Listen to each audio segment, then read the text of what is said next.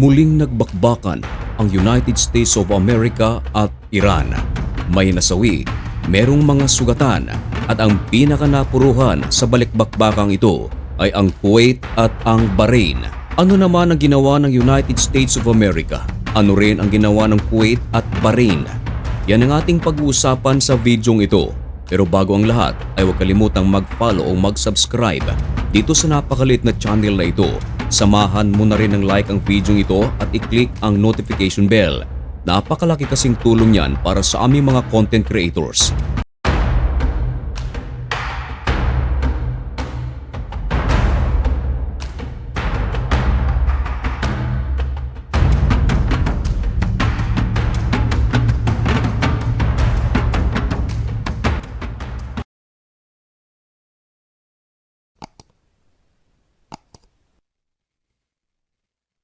Maligayang pagbabalik mga kaibigan. Kumusta kayong lahat? Ngayon ay June 4, 2026 at nagbabaga at napakabagong balita ang ating ihahatid sa inyo. Ito ay may kaugnayan sa tila walang katapusan na kaguluhan sa pagitan ng Amerika at ng puwersa ng Iran. Maraming pagkakataon na hinihilot-hilot pa ang kanilang pag-uusap. Pag-uusap na ang pakay ay hindi na lumala pa ang gulong ito. Pero habang pinag-uusapan ang mga deal, araw-araw ay naglilipara naman ang mga missiles at nagtapos ang kanilang pag-uusap. Pero wala pa ring magandang resulta ang pag-uusap na ito. Bagkus, sumiklab pa ang kanilang panibagong digmaan. Tama ang inyong narinig mga kaibigan.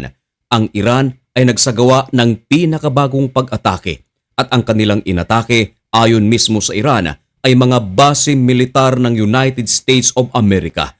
Ang kanilang pakay ay hanggang sa mapaalis lahat ng puwersa ng Amerika na nasa Middle East. At ang problema mga kaibigan, may mga bansang nadadamay. Inatake ng Iran ang Bahrain. Hindi lang ang Bahrain, kundi ang Kuwait. At ang malubha mga kaibigan, tinamaan ang airport ng Kuwait. At dahil maraming tao sa lugar na ito, kumpirmado merong isang taong nasawi. At ang sugatan mga kaibigan tinatayang nasa mga 65 hanggang 70 at kasalukuyan itong tumatanggap ng treatment. At ang pag-ataking ito mga kaibigan ay hindi na itinanggi ng IRGC. Naglabas sila ng pahayag at inamin na talagang nagsagawa sila ng pag-atake. Dagdag pa ng Iran, magbabayad ang Kuwait at Bahrain. Nako, paano ito magbabayad? Ayon kasi sa Iran mga kaibigan, pinahihintulutan daw ng Bahrain at Kuwait ang puwersa ng Amerika na gamitin ang kanilang airspace maging ang kanilang mga daungan at ang pagpapagamit na ito wala namang ibang pakay kundi atakihin ang Iran. Ito ang dahilan kung bakit galit na galit ang Iran sa Kuwait at Bahrain. Nagsalita naman ang Kuwait. Ayon sa Kuwait, marami sa mga missiles ng Iran ay pinabagsak ng kanilang air defense system at dahil marami ang ginawang pag-atake ng Iran, gumamit din ito ng drones at merong mga hindi nasalag kaya tumama ito sa kanilang airport. Marahil marami tayong mga OFWs na nasa Kuwait na nakakaalam ng balitang ito. Merong nag-message sa akin na isang OFW na nasa Kuwait. Ayon sa kanya, madaling araw pa lang ay naririnig na ang mga sirena, hudyat na talagang merong papasok na danger. At iyon na nga, kumpirmado, inaatake na pala ang Kuwait. At dahil dito mabilis na gumawa ng aksyon ang gobyerno ng Kuwait, agad na sinuspinde ang kanilang maraming flights. Merong mga eroplano na na-divert ng kanilang flight. Ito ay upang maiwasan kung sakaling magsasagawa ng ibang pag-atake ang Iran.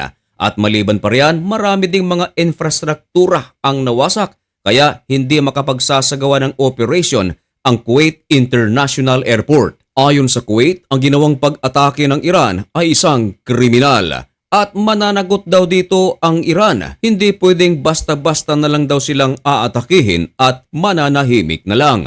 Merong mga nagtatanong, kaya daw ba ng Kuwait na magsagawa ng paghihiganti sa Iran gaya ng ginawang pag-atake ng Iran sa kanilang bansa? Sapat daw ba ang kagamitan ng Kuwait upang magsagawa ng retaliatory action? Merong mga nagsasabi yan ay kaya ng Kuwait sapagkat ang Kuwait ay suportado ng United States of America at hindi rin maikakaila na merong puwersa ng Amerika na nasa loob ng bansang ito at maliban pa riyan ay inaarmasan din di umano ng United States of America ang Kuwait bilang kapalit naman sa pagpapahintulot ng Kuwait na manatili ang puwersa ng Amerika. Kaya ang problema lamang mga kaibigan ay kung gagawin nga ba ng Kuwait ang paghihiganti sa Iran o baka ito ay idadaan lang sa diplomasya. Sa kabilang dako, ang United States of America ayon sa ulat ng BBC, hindi ito nanahimik. Nagsagawa rin ito ng pag-atake sa puwersa ng Iran. Ayon sa headline ng BBC, US say it struck Iranian radar sites as Iran targeted American forces in Kuwait. Maliwanag mga kaibigan na hindi pa man nagsasagawa ng pag-atake ang Kuwait sa Iran bilang paghihiganti, gumawa na pala ng hakbang ang United States of America. Kung baga, ang ginawang pag-atake ng Amerika sa Iran ay bilang paghiganti sa ginawang pag-atake ng Iran sa Kuwait. At ang winasak ng Amerika ay ang radar site pa ng Iran. Malaking pagkapilay ang natamo ng Iran dahil sa ginawang pag-atake ng Amerika. Dahil hindi na magagawang i-detect pa ng Iran ang mga susunod na pag-atake kung sino man ang aatake sa kanila. Bagamat hindi man lahat ng radar system ng Iran ang nawasak, pero malaking pinsala na rin ito kung tutuusin. At ang pag-ataking ito mga kaibigan ay kinumpirma mismo ng US Central Command at nangako na hindi yan ang katapusan ng kanilang pag-atake. Ibig sabihin, meron pa silang gagawing pag-atake kung hindi raw titino ang Iran. Ipinaliwanag ng US Central Command kung bakit kinakailangan nilang atakehin ang Iran. Ang reason nila, hindi lang daw Kuwait ang target ng Iran, kundi maging ang kanilang mga base militar. Kaya meron daw silang karapatan na depensahan ang kanilang sarili. At tinawag na rin ang pag-ataking ito na preventive strikes.